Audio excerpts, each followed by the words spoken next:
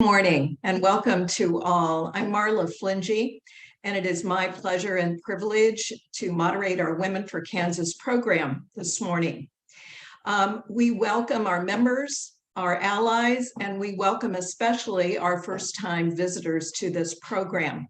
If you don't know about us, we are an energized and active group of moderate and progressive women who are advocates for public policy in Kansas that protect our rights, that protect public education, and that improve the quality of life for all Kansans. We welcome you to join us as an ally and donor.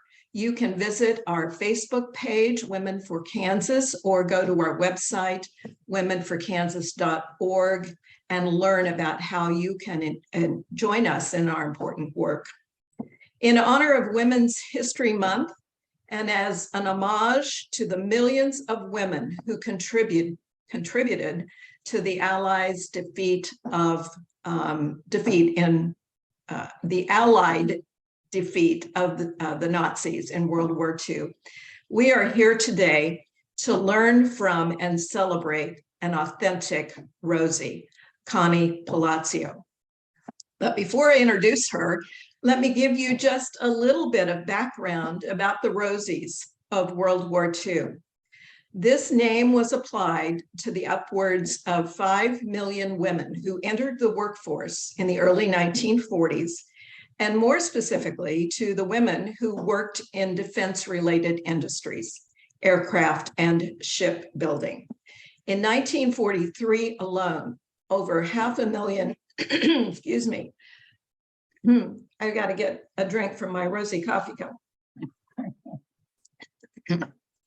Over 500,000 women were employed in aircraft manufacturing. Some estimate they constituted up to 50% of the workforce. They were encouraged to be patriots and free up a man to fight in combat. Notable among their trailblazing efforts was that the workforce at Boeing and other sites was very diverse. And I know Connie's going to tell us about that. African American and Hispanic and white women worked alongside of each other on the assembly line.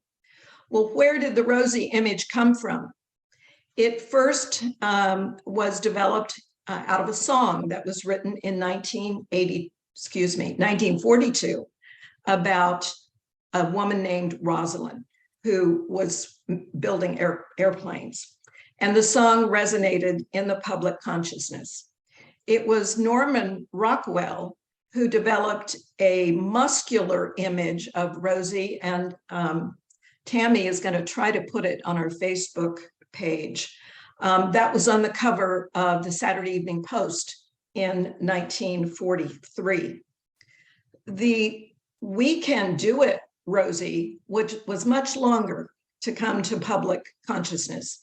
This was developed by an artist at Westinghouse and was used largely for internal recruitment. It didn't come to the public until it was published in the Washington Post in 1982. So what was the cultural impact of Rosie the Riveter? The most important thing was women like Connie, our guest, proved that a woman could do a man's job. Now, historians are more mixed on the long-term impact. Some historians say that it had less impact because after the war, women went back home to raise families for the most part. But the message of Rosie and the image of Rosie, I am so sorry, my voice is just leaving me this morning. But Rosie as an image and as a message of female empowerment endures to this day. And of course, Women for Kansas uses it. And Tammy, I don't know if you can put up the picture of our diverse Rosies. That image has been adopted by the Wichita chapter of Women for Kansas. Now to our very own Rosie and our guest, Connie. Palacioz, and her daughter Tish is with her this morning. Let me introduce Connie, and she's going to talk a lot more about herself. Connie is a native Kansan who grew up in Newton, and at the very young age of 18 in 1943, heeded the patriotic call to work on the B-29 assembly line at the Wichita Boeing plant. After 2 weeks of training, she was assigned as a riveter on the assembly line that produced an astonishing 4.2 airplanes a day. That added up to 100 planes a month that rolled off the assembly line at Boeing. Those planes were used on the Pacific Front and were credited with helping to end the war. After the war, like my mother did, Connie returned to Newton to raise her family, but she also trained herself and worked as a hairdresser. But her career with the B-29 airplanes was far from over. In 2000, the year 2000, she was part of a volunteer team that restored the airplane known as Doc, a B-29 Super Fortress that had been rusting in the Mojave Desert since the late 1940s. She was part of the team that made the vision of a man who rescued Doc possible, and they restored that airplane to flight. Since then, she has traveled the country as a firsthand witness to the contributions of women in ending the war. And Connie continues to receive invitations to speak about her important and groundbreaking role in our country's history. Connie and Tish, it is an honor to have you both with us today, and we thank you very much. So I've got some questions to start us off, but anybody in our audience is free to put their own questions in the chat room. So please feel free to do that, and we'll try to get to as many of your questions as possible. So Connie, tell us first about your family. Tell us about your family. Can you tell them about your family? Oh, you mean my kids? And You can do that, or you want to talk Sure. about your mom and dad, how they came over? yeah, well, they came over in From Mexico? Mexico, and Speak up.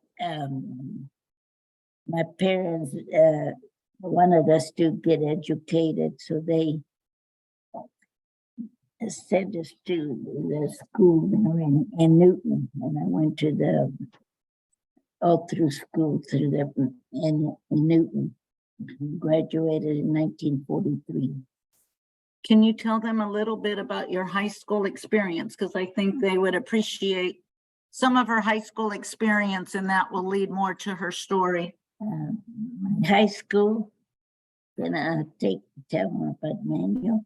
Yes, okay. In high school, she wants to tell you about Manuel, who was one of her high school classmates. And I think this is kind of fitting into the story of Rosie and her work of why she wanted to work the restoration project. So during high school, what was some of your experience, Mom, that and your classmate Manuel? You want to tell him about that? Well, Manuel was in high school with me, but he was dating Manuel was a Mexican boy.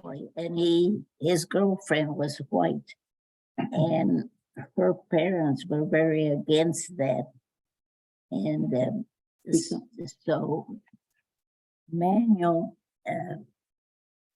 they wanted me to take Manuel away from Marjorie, but of course I wouldn't do it. I said no. And this was by some of the teachers in the administration at the high school. So what discrimination did you experience because of this, when they wanted you to break up the couple? Margie and Manuel. They wanted me to break them up and I wouldn't do it. So then, when I turn in my test papers, they would tell me that they would call me to the office and says, "Where was your test paper?" I said, "Well, I handed it in." Said, "No, you didn't." "Yes, I did." And then they said that if I wouldn't take Manuel away from Margie, I had to do my test there again. So I had to do the test in the office again. So I went through that a lot. And then there was a teacher that she told me, "Don't tell them that I'm telling, but don't quit. You be strong and stay in there and don't let them push you around." And she said, "Because you got to finish your high school. Your high school is one of the most important things you should have a diploma from the Newton." And So Connie, not only did you experience racism yeah, in high school, but you stood up to it. yeah, I stood up for it. And then after Well, first, Manuel, just so you know, Manuel ended up dropping out of high school, yeah, but mom finished, and then Manuel and Margie eloped hello, to Wichita, and they eventually got married and lived a long life together. And just kind of, we went to Margie's funeral several years ago, and her family had no idea of why mom and I were there. And we ended up telling mom's story a little bit, and just, it was nice for their kids to see the love that they had for each other. But that was the first of some discrimination that she grew up with in Newton. So then you were a senior at Newton High School, and you were working at a laundry pressing Navy uniforms, correct, Mom? yeah, At the Hutchinson Naval Base? at the Naval Base from Hutchinson, And how much were you making an hour? 25 cents an hour. Okay, and then in April of 1943, tell us what happened then. You heard on the radio, right? Yes, I heard on the radio that they needed workers to go work at Boeing. So I went in to the employment office and make my application, and then that's when they sent me to Wichita. They first sent me to there at the Orpheum Theater, where we went to learn. Well, the Orpheums where the bus dropped you off, right? Yeah, yeah. She took a bus from Newton And to Wichita for school. then they dropped us. They went to learn. They dropped you off at the Orpheum Theater, Theater. and then what, how did you get to the school? There on the bus. but did you walk to the school? No, we walked down to the Broadview Hotel. Okay, There was that little, we had a little building there where they taught you how to grill or grill, whatever you are. So when I went there, they said they needed riveters. So I said, "I'll take riveters." and how much did they pay you for training there? You said that you would earn 50 cents an hour, so she doubled her wage. Yeah. So when I went to Boeing, then they were, the most they paid, it was $1 was the highest. But you earned 75 cents at the beginning. How long did it take you to do riveting school? I was in riveting school for 2 weeks. 2 weeks, and then you got to move to the plant, right? Yeah. Okay, And then when I was at the plant, the first day, I didn't rivet because they said they didn't have a bucker, because I needed a bucker. And so they Tish, had would you explain what, is it bunker? the bucker.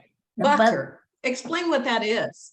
Okay, so when you rivet, you have two skins together, right? two skins together, And I was on the outside with the rivet gun, and then this Jerry, the bucker, was inside, where she would put a bar, and then it would Hold the skins together. together. And so So when you and Jerry were cleaning, Jerry was cleaning restrooms and stuff, and Mom was taking parts back and forth, correct? Yeah. And then when they told me that they had this bucker, but nobody wanted to work with her. And I said, well, why didn't they want to work with her? So they told me that because she was black. No, I don't care. I am also of Mexican descent. So they brought Jerry, and she became a bucker, and she was really good. I tell you, I couldn't have done that work without her. She did a wonderful job. Speak up. You did a wonderful job. Yeah, and Yes. we stayed together, and they sometimes they wanted the other workers after they saw how good Jerry was, but Jerry never left them. We stayed together, and we did all those pilot sections. We built them all.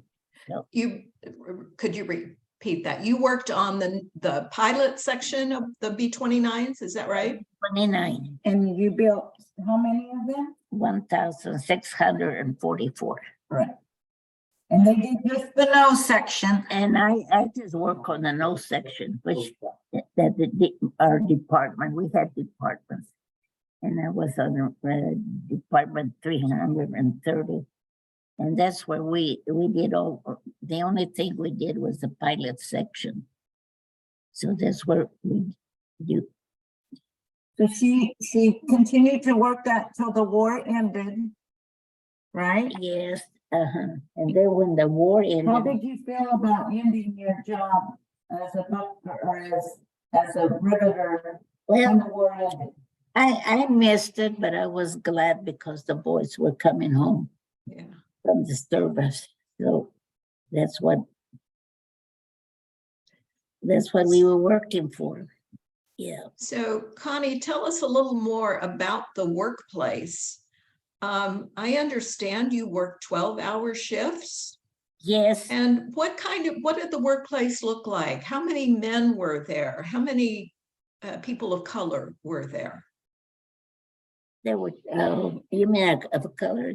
They were really 20 in my department.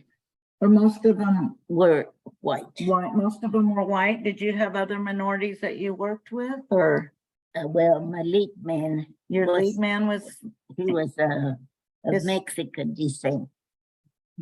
Yes, and he's the one that told me about that Jerry was a bucker, but they had her cleaning bathrooms because nobody wanted to work with her. And so, can you tell them about how was the workplace?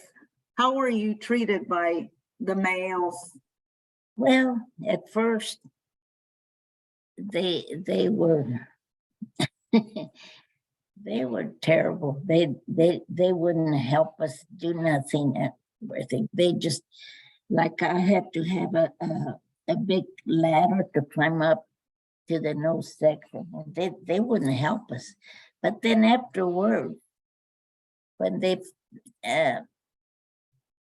knew that we could do the job like they did, then they started helping us bring in the ladders so that I wouldn't have to carry those big ladders. And I think this will be kind of appropriate. It's not appropriate, but just so you can see what she experienced. What's some of the things that they did to you that you get embarrassed about? But I think these are all women that would like to hear. I know you don't like talking about it, but tell them what they would do. They would play jokes on you, and Yeah, he doesn't like to say this, but I think you guys would appreciate this is how that the work environment was. Yeah, they would throw me one of those cheesecloths with paint. They would throw it at me, and I was so mad I'd throw it back at them. And this was like a pad. Like a sanitary napkin pad, Yeah. and they would throw that at her, so she'd throw it back at. And then sometimes when I was up in the ribbon, they would throw me that clay that was in the plains. It's green, and they would shape it into a breast and throw it at me. And so I was up in the ladder, and I would get it, throw it back at them. And yeah, they would. But then after they knew us, then they were good to us. And they changed. They never did that to us. In fact, they helped us a lot. So then you got, the work environment got a little bit friendlier Yeah, as they saw that they could do the job. Yeah. So they had to prove themselves, yeah. you know. And Connie, was it more women than men? Or Oh, yeah, was it about the same? Men, because the men were in the service. So there was more women working. The ones that were there working were the ones that didn't pass the physical because of you know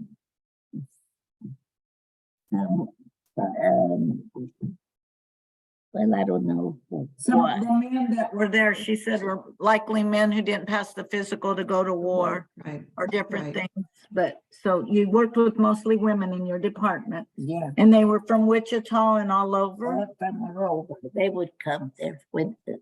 And you had 36 people ride the bus from Newton to Wichita, Newton. and there were people from Peabody. Yeah, from Peabody and then Newton. Okay. Peabody is where Mom was born, and then they moved to Newton when she was 2, correct? Yes. So, but So let me see if I understand the workplace that you were in, Connie. So when you first got there after 2 weeks of training, you were 18 years old, more women than men. You were trained just like the men, but some of your male coworkers did not want you there. And they made it pretty tough on you. That's right. But after a while, women there in your unit proved they could do the job. Yeah, So it kind of helped the men be on a little better behavior after that. yeah, that's true. What was the most satisfying part of your job? what was the most satisfying part of your job? My job. As a Rosie Riveter, when you worked at the plant? Well, the most thing was that we met our schedule of how many plays we made so that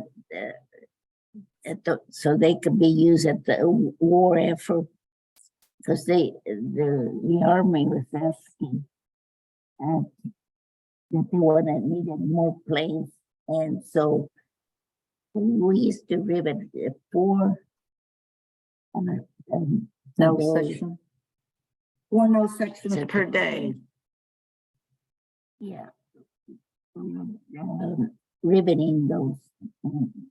So the most satisfying part was supporting the war effort, she always says. And getting those 4 planes a day out of the assembly line. Right. Yeah, and then the Japanese, they had Tokyo Rose. Tokyo Rose, the Japanese. The Japanese, she would come and try to break the morale of our soldiers.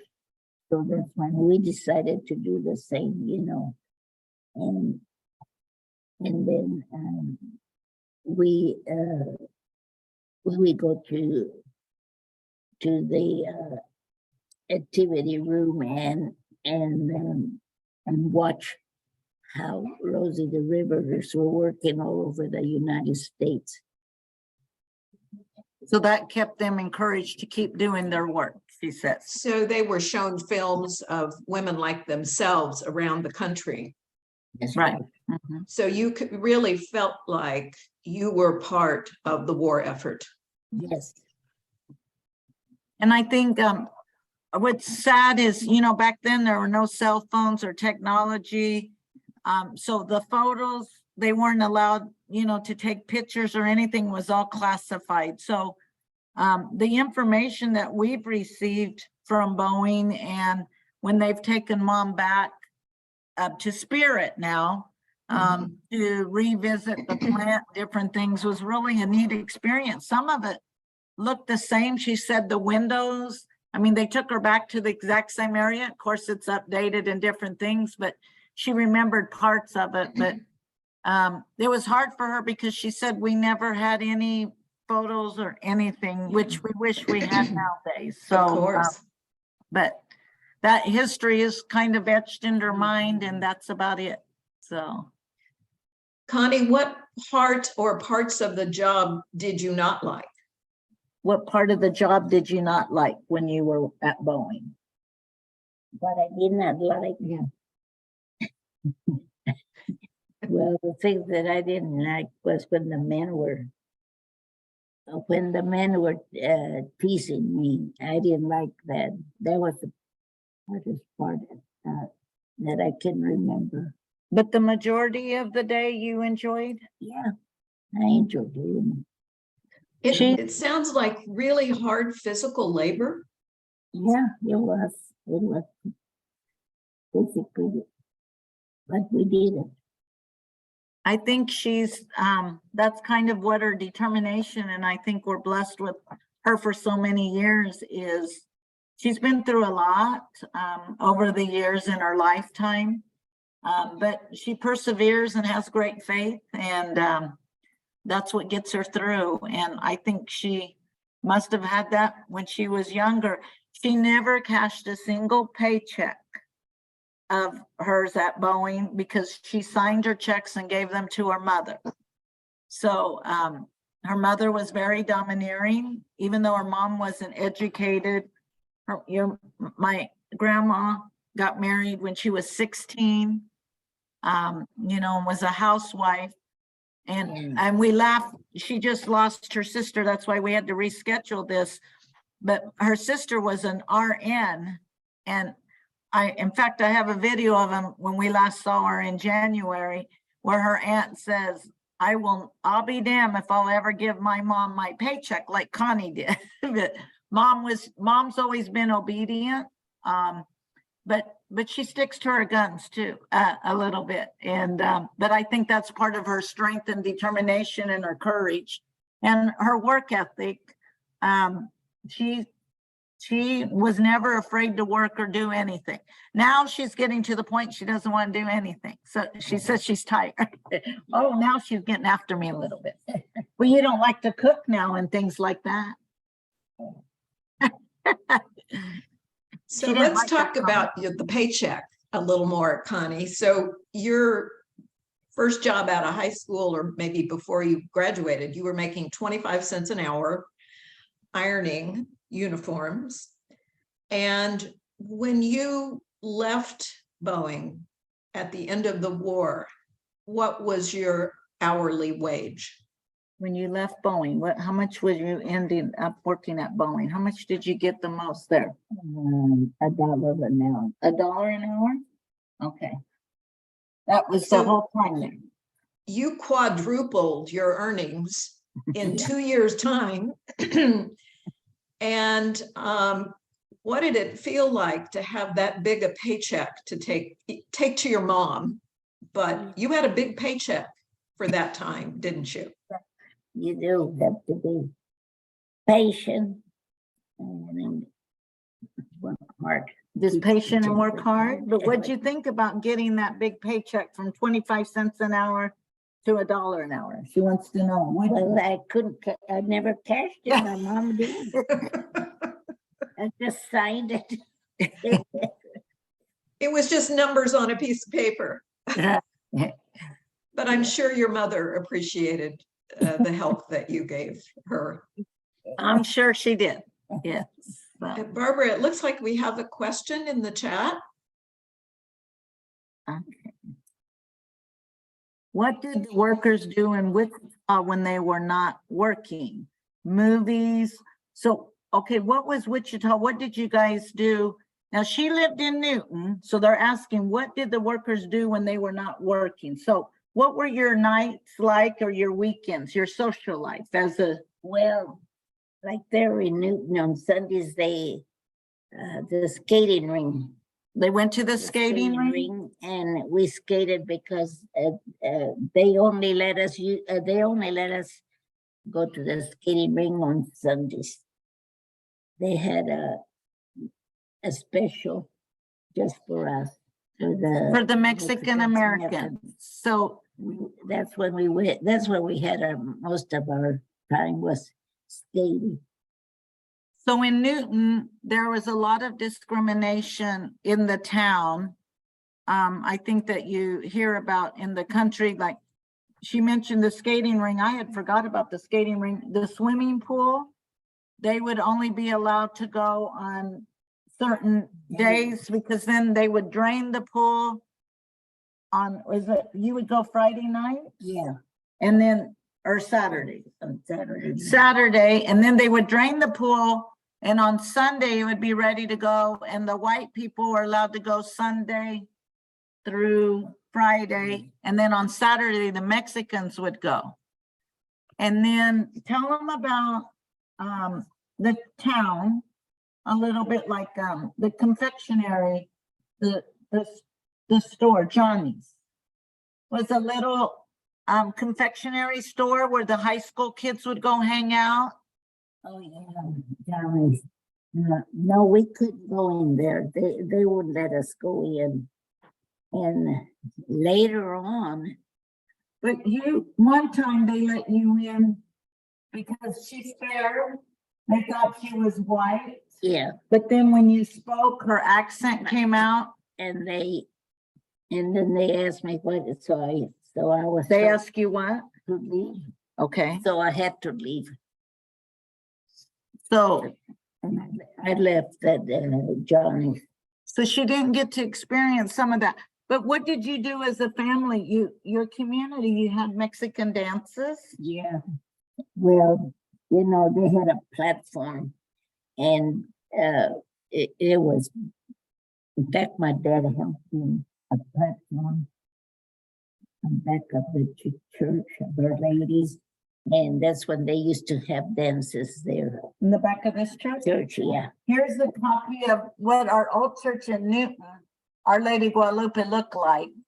And in the back of that, they had a platform, and so they would dance to Mexican music. And so we just celebrated her 98th birthday with the party at Dock, and we had a Mexican band, and that's kind of a tradition with us that's kind of been lost. They still have it, but we've done that for her 90th, 95th, and then we were waiting for 100, but we thought we better do it now in case she wasn't going to be with us. But she says she's going to be here for 99 and 100, and we're going to have another Mexican dance. So That you did must have been dance? quite a party.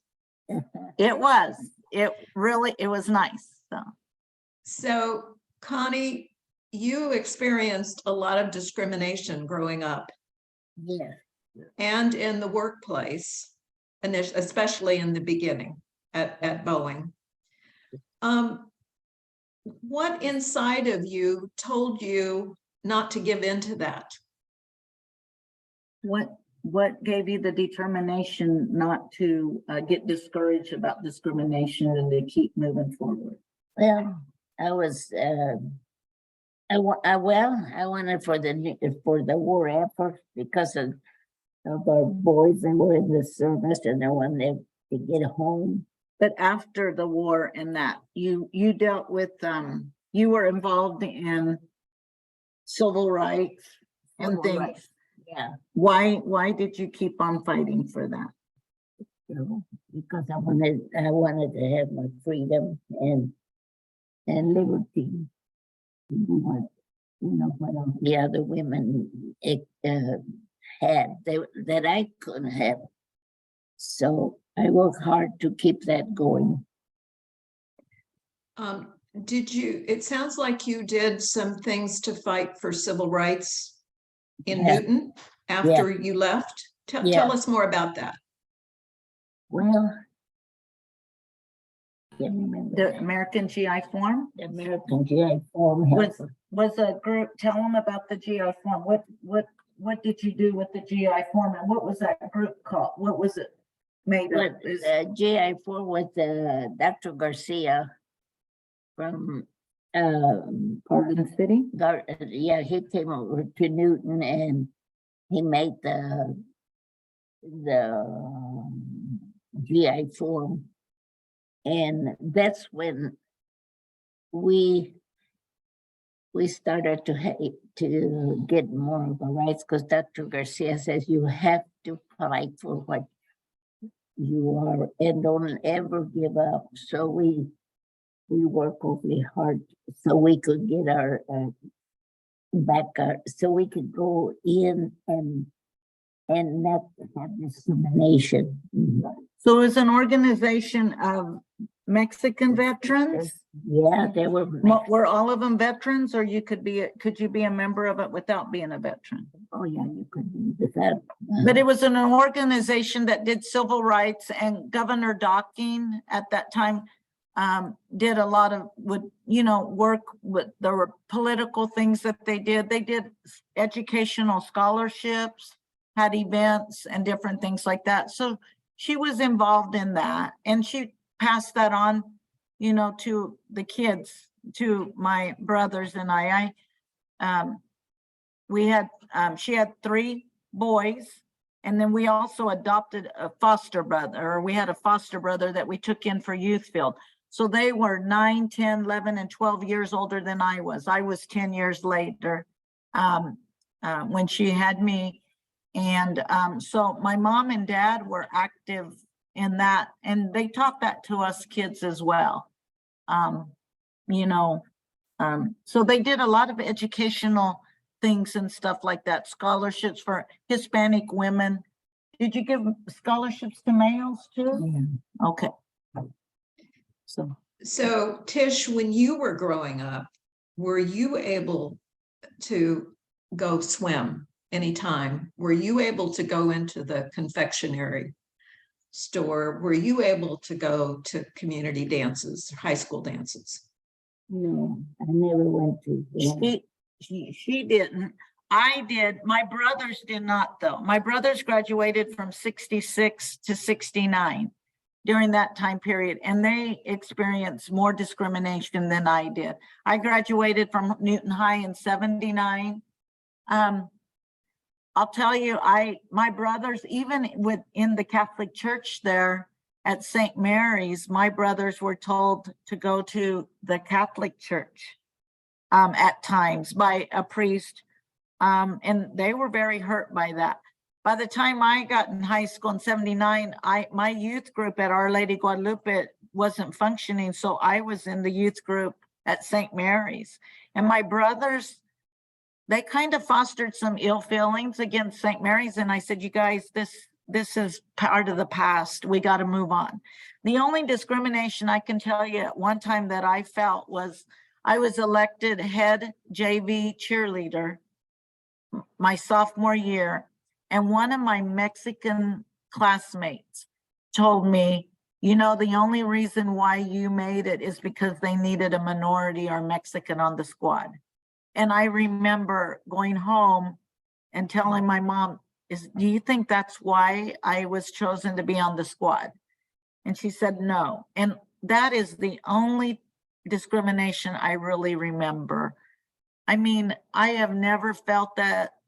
I mean, the wage gap, I would say, in industry and I'm in education now, there has been some instance, of that. But again, my mom always taught me that, and when you're in the field of education, you don't do it for money anyway. You do it for the love of working with children and things like that. So I just feel like I haven't really experienced the discrimination that my brothers or my mom felt and experienced. Connie, been lucky. women of your generation stood up to racism and made it better for your children and your grandchildren. And I'm guessing you might have a great grandchild or two. Yeah, Yes, she does. I don't even know how many we all have. Do you know how many grandchildren and great grandchildren you have? 16, 16 grandchildren, and how many great grandchildren? the same. The same? No. Okay. I don't know. I'd have to count. We won't test you by asking you all their names this morning. Oh, she'd probably know them, but yes. But no, This I is think just a paved reminder the way to for our us. list. Oh, sorry, Tish, go ahead.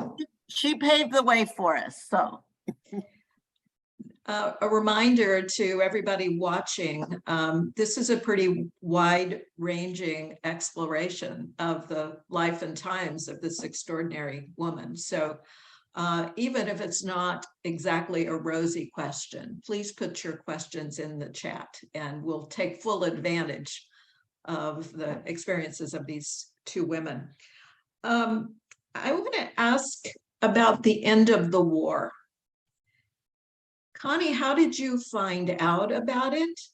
How were you notified? And what happened at the workplace? so at the end of when the war ended, how did they tell you that you were no longer needed to be there at Rose to be a Rosie or your job at Boeing? So how did they make the announcement? They just told us that the war was over and the boys were coming back and they would have the jobs for them. So you were just told that your job was eliminated. Yeah. Okay. So what was that like when people found out? What were you experiencing? What did you feel when you were told that? Well, I was glad that the war was over. I was really glad. And to hear that all the boys were coming home. It was wonderful. Yeah. Did you have family and friends who were in the Pacific War? Yeah. Well, my husband was in the Pacific and I had an uncle too. And then I had a nephew that also, he was in the army and he worked there in the Philippines. And then Jay, my brother. Her brother as well. Yeah. One thing you didn't tell them about, what did you do at the plant when you built your 1000 B-29? Well, How did you celebrate that? we put $100 bills in our Not 100. $1 $1 bills all over the plane. when we made them. The 1000th plane. They celebrated by putting $1 bills all over the plane. I remember her telling us that too. Yeah, that was nice. It's unimaginable in today's framework that you could manufacture 1,000 airplanes, what, in the span of a year and a half or so? Yeah. 1,644. So that kind of leads us, Marla, to the story of how in 2000, how she heard about the restoration of Doc. And that's where we got our famous mom, Rosie. Was she, we were taken to Wichita Eagle. And I'll never forget, she was 75 years old and she reads an article in there that they're going to be restoring Doc and the story. And she tells me, I want to sign up for a volunteer. And I said, what? And my brothers were really upset because she was 75. And they said, you're not going to be driving back and forth from Newton to Wichita to, Boeing or Spirit is where the bunny wash, where the plane was being restored. And then that's you know, she didn't really even, she told us she worked at Boeing, but that's when we found out she was a Rosie. Huh. She never talked about it. I don't know why you never told us. She just said it. I worked at Boeing. So we signed her up, and then in 2014, and this is when her famous Rosie picture, Oh, they sent her to Oshkosh, and they called me and said, so this one says B29. I have some older ones that say Oshkosh on it.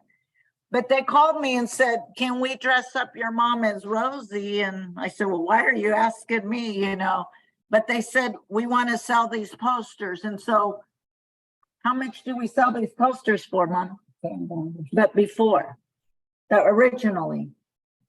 We gave them away. No. Remember how much they charged at first? They were charging $25 for these. And she said, that's too much money. But all the money was going to Doc. And all the money from her autographs and stuff, it all goes to Doc to support the project. And she'd say, these people are paying $25.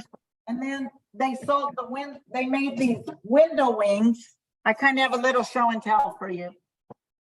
These were window wings that the group, they started selling of her poster. And then we have the plane. They sell another window wing. There's sets of them there. This one I had Tony, who was the one that started the project and pulled the plane out of the desert in California, autographed that for Mom at Oshkosh. But that's when her story started, and we started learning more and more history about her. And then the rest is history of going on the road. It's just, I think it's kept her alive. You know, it's given her new life and energy, and the people. Just yesterday, I haven't even shown her this. Yesterday, we have a 7-year-old who gave a presentation and dressed up as Connie Palacioz for a history project and gave a speech. And last night I received it, the video, and I have to show it to her. I didn't show it to her. And it's just amazing, the kids and the people that come to visit her. I have learned so much about the war efforts and the what do I say, the community that the aviation people have, the pilots and everybody together, that it's a neat community. So I just think it's something that, you know, we've been really blessed to experience, and it's been a learning. there's a comment and then a question from one of our viewers. A comment from Amy: thank you for introducing us to your lovely mother, very inspiring. And then a question, and this is about working on Doc. So you riveted the pilot section of that Doc back in 1940s.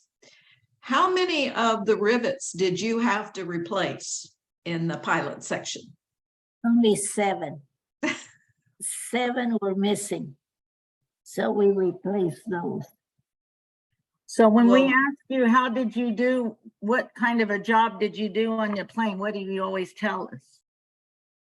I riveted the nose section. And she said, I did a pretty darn good job. Only 7 rivets were missing. But you have to remember, they weren't shooting at the nose section in China, you know, China Lake either. But it's a feat that they brag about with Doc, that, and she got to replace those, and then she got to do she got to put some plates on the inside because she's so tiny. She could get in there and do that, and they let her do that. And tell them that that you've got to ride on the plane too. Yeah. She's been able to ride. I've gotten to ride on it because of her. So what do you think But about did you get to actually ride on the 1,000, any one of the 1,000 planes that you helped put together? Oh, yeah. No, you didn't ride any of the planes till Doc. Till Doc. That's right. But you've been able to ride. Doc is the only B-29. You've never been on Fifi, have you? No, I just seen it. I've been there in tour. On tour, because there's only Doc and Fifi are the only two B-29s flying. And she's only been able to be on Doc. She wasn't on the first inaugural flight because they had to do, that one was just for the flight crew and testing and celebrities and things. She was on the second one that she got to experience that. So Tish and Connie, I think this is a little confusing. It was to me the first time. What does DOC mean? Does it apply to one B-29 or all of them? No, just the one. Just the one. And how did they get the name of Doc? Well, the pilots. The They pilots named named it. They Named it Doc. And then that's the plane that was pulled out of the desert. So the one restored plane has the Right. name of DOC.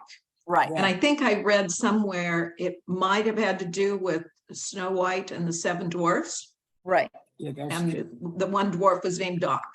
Yeah. Correct. Mhm. Right. Correct. So she has been able to just experience so much of seeing pilots and individuals where their parents and grandparents have worked on the plane. And she's just a living example a living piece of history almost, because when you go to Oshkosh, I don't know if you guys have ever experienced that air show. And there's many air shows, Doc is on tour. If you look at the B-29 website, they'll go on tour and people just go there. A lot of times they bring pictures of their grandparents, their parents that are not able to walk anymore. A lot of them are deceased now, but they just want mom to sign even pictures of their parents that were pilots or whatever, because it brings back the memories and brings back alive of their loved one that served in the war effort just like she did. And it's just something that we've taken for granted because we just never knew this about mom. We just knew she worked at Boeing, but we had no idea the impact that she had. And we've been blessed that she's been able to share the story. It's a piece of history, but it's in our family, and we're very proud of her and grateful that she's been able to be blessed with us. And the honors that she's received, she just had in November was from the Commemorative Air Force. She received the Greatest Generation Award, and I have a big eagle statue here that she got in November, and that's the shirt that I'm wearing, the air show. That's when the B-17 crashed at that air show. And luckily I brought mom in an hour before the crash, but we had watched that Tora what do you call it? The show that they did at the Dallas Air Show. So mom was not outside when the actual crash occurred, and I'm glad, because she had just been with those pilots an hour before at lunch. They had flown by, came by for lunch. We were with the younger crew, stayed with them at the hotel. And that was a very somber experience, but it was just unbelievable. And so, like Barbara said there, you can see Doc at the hangar, and mom volunteers there on Tuesdays. So it takes a lot of pictures and shows people, the work that she did. So if we want to meet Connie, the original Rosie the Riveter, we can visit that hangar on Tuesday morning, Tuesday afternoon, or all day? From 9 to 2 o'clock. Right, is when she's there. And we're hoping, that she can be at Oshkosh this year. We're planning on it. We'll just see if we make it. But yes, you have to look on their website when they're not on tour, because when they're on tour, Doc is not open. Okay. And there they have one of her outfits on display. She was awarded an award there in May, and the first Aviation of Women exhibit. It's part of, they're there. They're going to be honoring women, and but she was the first inductee.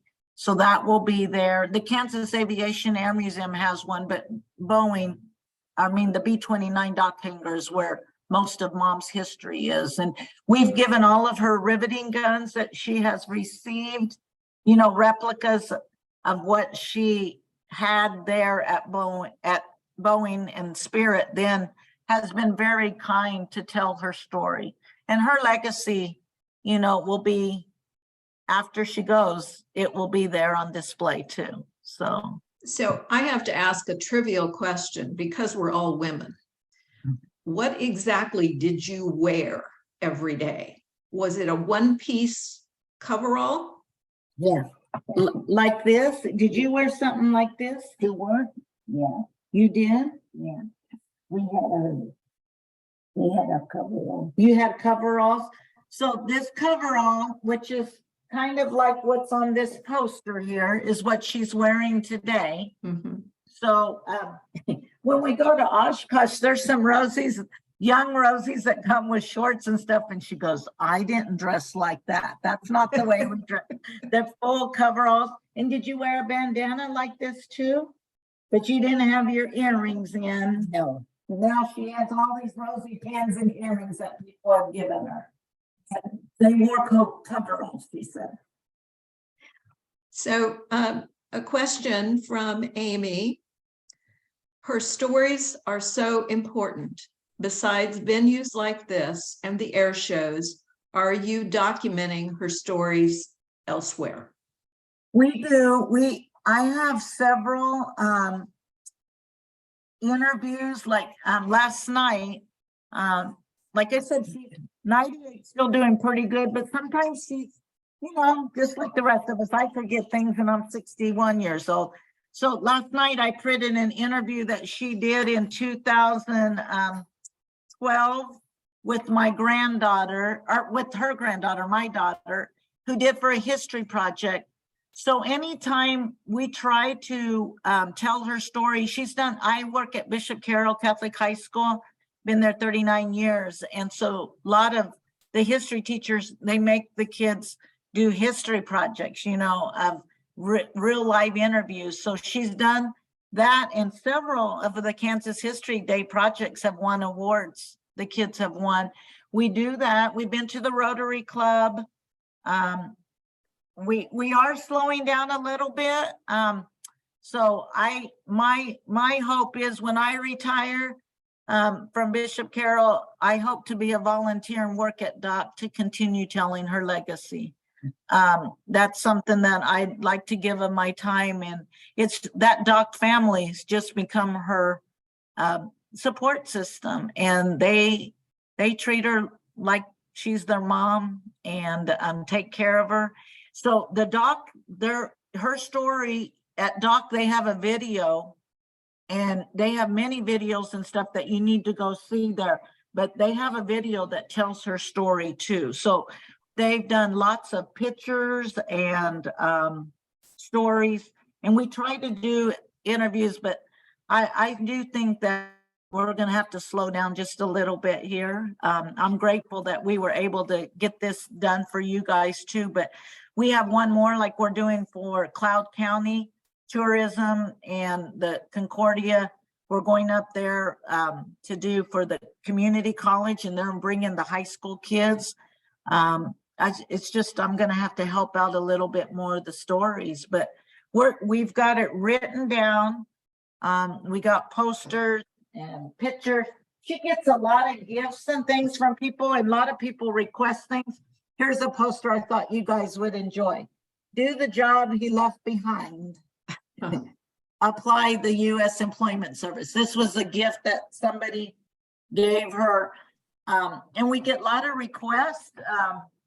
You know, people, history teachers send their pictures and say, will you sign and will you tell the story? So we've done interviews like this. Zoom, I have to do that because she doesn't have email, or she doesn't want to have anything to do with technology. She has her little flip phone. But So Connie, let me begin to wrap up for us. And your daughter mentioned what an extraordinary legacy you have and you will leave. But let me ask, if you were talking to your great-grandchildren and you had them all in a room, what would you want them to remember about your work and your time building B-29s at Boeing? you understand the question? What would you tell your grandchildren or your great-grandchildren about, what do you want them to remember about you working on dock and being a Rosie the Riveter? What do you want your grandchildren to remember, or great-grandchildren? I want them to remember that I want them to help like I did and to keep their work going on. And You want them to help what? The country? the country. And to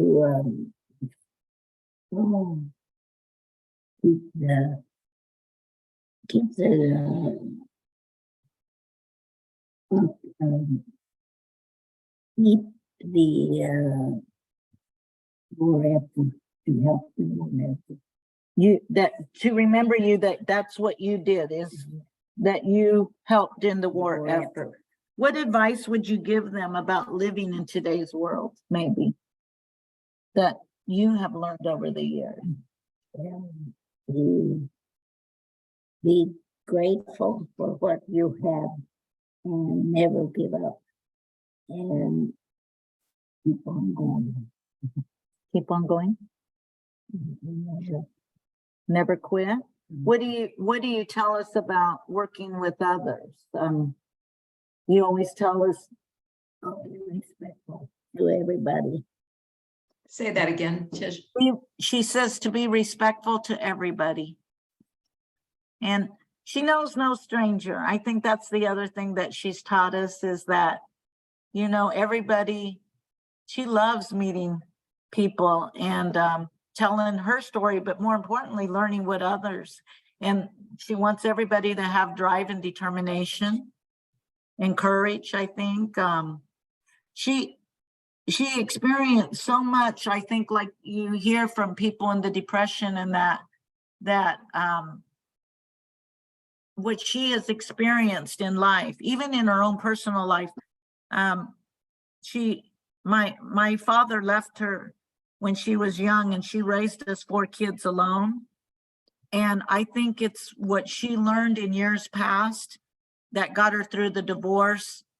And it taught us what to do as a family. And I think, Marley, I know you mentioned that you worked with my older brother, Joe. All my brothers, I think we learned to have courage and determination. And despite sad circumstances that happen, you've got to fight and keep on going. And she's given us the faith and the courage and the strength to weather any storm. And know that she's been through many difficult things, but I think now that's the beauty that Doc has given her, that she's enjoyed life now, and she's been blessed to have a long life, despite all of these circumstances, from having a woman that's worked in times when women didn't work, or the workplace wasn't always conducive to women, discrimination, divorce. And yet, look what the life that she's had, full life that she's had, despite all of these circumstances that some people would knock down, but she keeps it going. And Connie and Tish, let me wrap up this session by honoring you, Connie, for your extraordinary contributions to our country. You indeed were with my mother in being a trailblazer in the workplace. You stood up to poverty and hardship and discrimination. And then you took on the Japanese army on the line every day building airplanes to help defeat the Japanese army and bring the war to an end. And your spirit and your tenacity are an extraordinary role model for all of us. And we're very grateful to you and your daughter for sharing your story with us today. For those of you watching, we videotaped this presentation and it will be available for viewing as soon as our hardworking Tammy can get it posted. So check back on our website, www.womenforkansas.org. We appreciate everyone listening and watching this morning, and we'll invite you back to our next program, which will typically be a couple of months from now. So Connie and Tish, till next time. Connie, we're going to look for you at the dock hangar very soon. Thank you. Thank you. Bye-bye. Bye. Do your stance for 'em, Mama.